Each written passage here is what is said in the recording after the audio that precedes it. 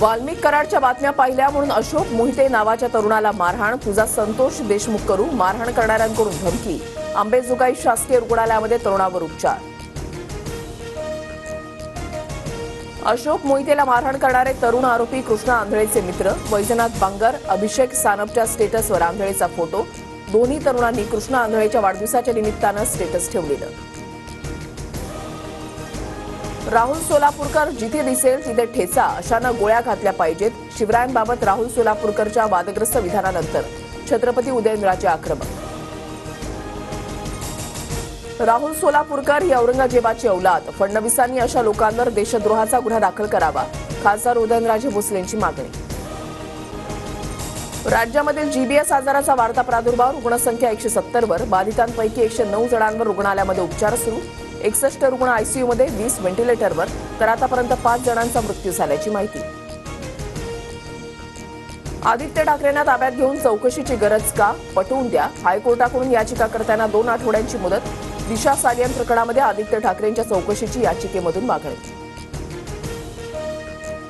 विष्णू साठेंनी बड्या नेत्याला फोन केल्याचा संशय. विष्णू साठेंना धनंजय मुंडेंना फोन केला का? धनंजय मुंडेंचे मोबाईल जप्त करा. मनोज जरांगेंची मागणी.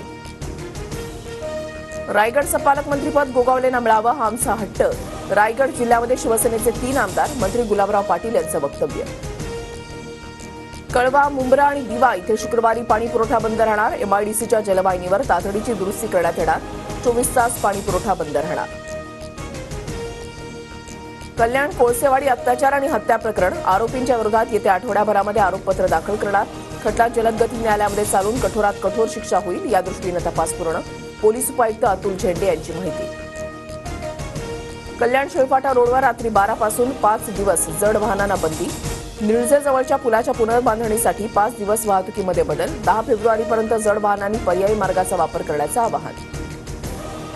कळवा, मुंब्रा आणि दिवा इथे शुक्रवारी पाणी पुरवठा बंद राहणार. एमआयडीसीच्या जलवाहिनीवर तातडीची दुरुस्ती करण्यासाठी 24 तास पाणी बंद राहणार. दिल्ली विधानसभा निवडणुकीचा एक्झिट पोल समोर. पोल डायरी, चाणक्य, मॅट्रिक्सच्या पोलनुसार दिल्लीमध्ये भाजपची सत्ता, तर माइंड ब्रिंगच्या एक्झिट पोलनुसार दिल्लीमध्ये आपची सत्ता.